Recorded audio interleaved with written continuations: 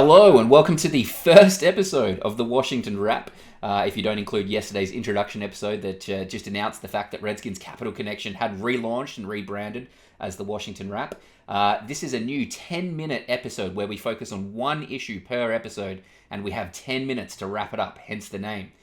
Joining me as my co-hosts on this very first episode are former offensive lineman in the D1 at ODU, Robbie Duncan. He's Washington football's resident OL guru, if you follow him on Twitter, and beat writer for 1340 Fox Sports Radio in the DMV, Felix Trammell. Let's get started into it. We have 10 minutes to wrap up the fact that the Washington football team selected Jamin Davis at the 19th pick. Let's cover that. Let's get stuck into it. Felix, we'll start with you. Jamin Davis at 19. Not a pick that a lot of mocks had, but also simultaneously not a surprising pick. What were your thoughts when Roger Goodell called out Jamin Davis's name? Based off how the draft was going, I felt that there was going to be a linebacker sitting there waiting for Washington. And I was leaning towards JOK, some more out of Notre Dame. But Jamin Davis was on the radar. They really liked him from the initial jump. And they jumped at the opportunity to get him. So I don't feel like it was a reach. Some people feel like it was a reach, but he is a raw talent that his best attribute is his mobility. And we have truly not had a sideline-to-sideline linebacker. So this fit is going to be really good. It's not the glamour pick. I know people were like, "Oh, go get a quarterback, go do this." But Jamin Davis is actually a very exciting pick if you stop and look at the film and the potential that he has in our defense. And Ron Rivera has never gone wrong with linebackers. Never gone wrong. So I'm definitely going to trust his judgment on this one. And I'm excited to see what he can do. Yeah, fair call. Robbie, when the Washington football team was on the clock, there were still quite a few very interesting and intriguing offensive linemen available. Where was your head at, given your pedigree and your background? Were you looking at someone like Darisaw and thinking this could be a good pick, or were you putting the OL bias aside and looking on that defensive side of the ball? It may shock you, but I was actually on the board for not taking an offensive lineman in the first round. I saw the depth that this class provides this year and took the value of a linebacker like Jamin Davis, or if they even went with the Notre Dame linebacker JOK. There was value to taking a higher talent at a different position besides offensive line in this draft for me. And I think that Cornelius Lucas and Wes Schweitzer deserved recognition and praise for what they did in their stint as starters last season. So, I know Cornelius Lucas is older, and maybe not a long-term solution, but I think he allowed them to be a little more flexible with how they addressed their needs with that 19th pick. So a pick like Jamin Davis is a very good pick. I was expecting JOK personally, but Jamin Davis does provide a lot of exciting and intriguing things that he can do. Like Felix said, he's very raw. He only had 1 year of production. He was a backup prior to this past season, but he tested through the roof. I'm looking at his relative athletic score.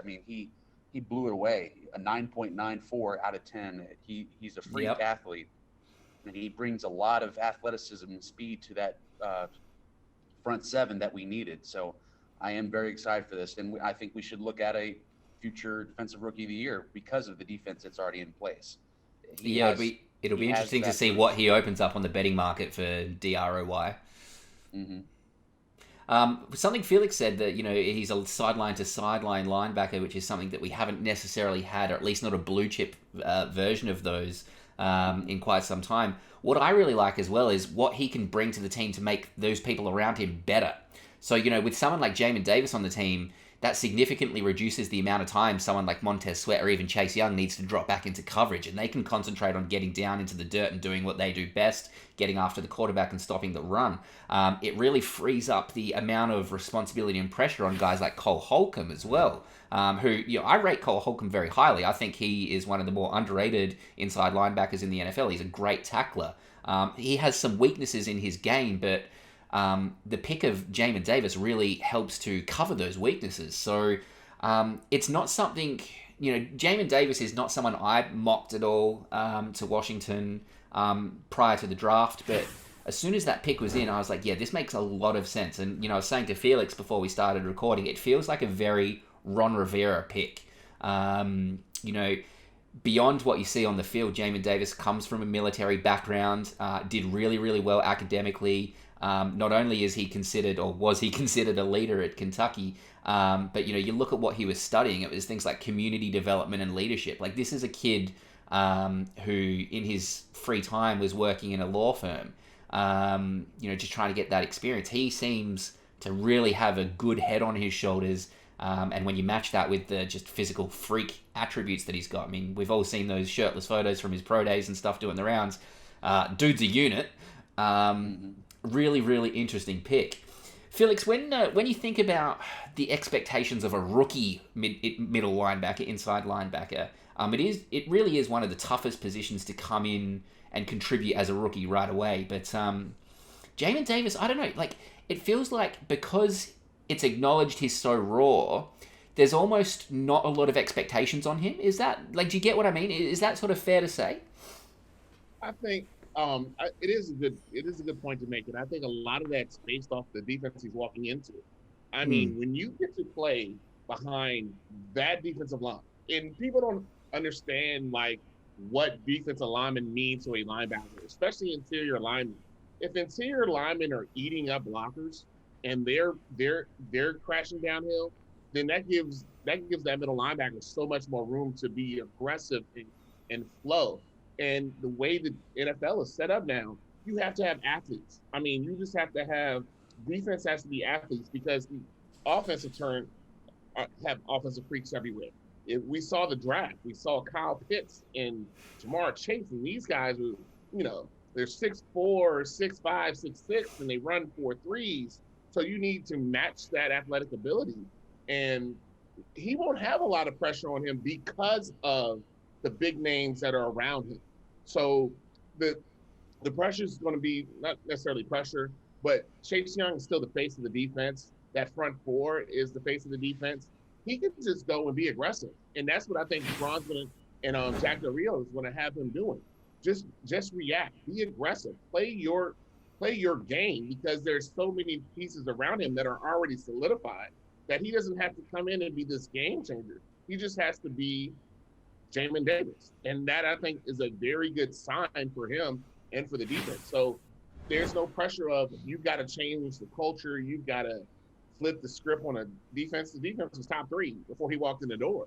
Mm-hmm. So all he has to come in and do is play his position. He doesn't have to be a superhero, just play his position. And I think fans will start to see that when teams used to attack the middle of the field with tight ends and running backs, now that is going to be taken away. And that split second where that defensive line couldn't get to the quarterback is going to be taken away.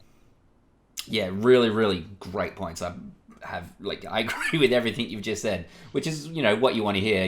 There's no segue there. So I'll just jump into a slightly different train of thought. Robbie, when we look at Jamin Davis tape and we picture him on this specific defense, what are you most looking forward to? And we are now in the 2-minute drill. We have 2 minutes left. So 10 minutes, we've got to wrap it up. This is the whole gimmick of this new show. When you look at tape, what are you most excited to see Jamin Davis's contributions to this team specifically?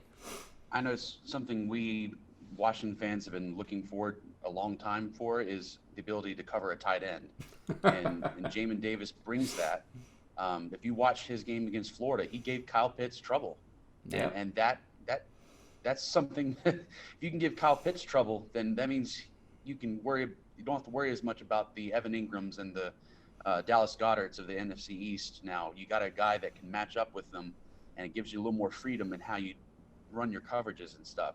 So I think the coverage ability on top of everything else is the most important thing that he brings to the table, because that's what we've been looking for. And it's been that missing piece. We've been eaten up by tight ends for a long time now. So I'm most excited about what his coverage ability will bring, along with the athleticism. So that's what he brings to the table. That should be the most exciting part of it. I love it. Well, we have 60 seconds left. I'm going to say something real quick, and then Felix, I'll give you the final say.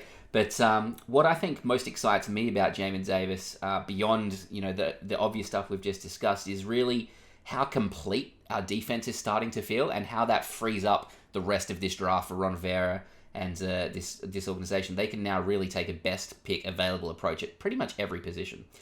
Felix, last 30 seconds, last thoughts on Jamin Davis at pick 19.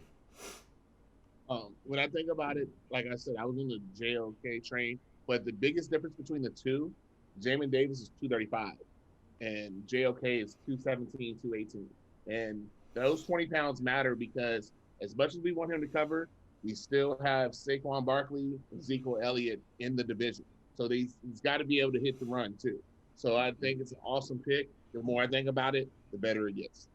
Look, we went 3 seconds over for our first episode. That's not bad, guys. I feel like we have wrapped it up in 10 minutes pretty well. Robbie, Felix, this has been a real treat doing this with you guys. I can't wait to do this more as the season goes on. We'll probably look to do one of these in the coming days about something else in the draft. There'll be some other storyline in this draft for Washington. We don't know what it is yet. But guys, if you're watching this on the video, whether it's on Facebook, YouTube, Instagram, you can see their Twitter handles under them. But if you're listening to this, you can get Felix on Twitter at HTTR and Blessed. You can get Robbie on Twitter at Robbie Duncan OL. Boys, what a treat. Welcome to the Washington Wrap.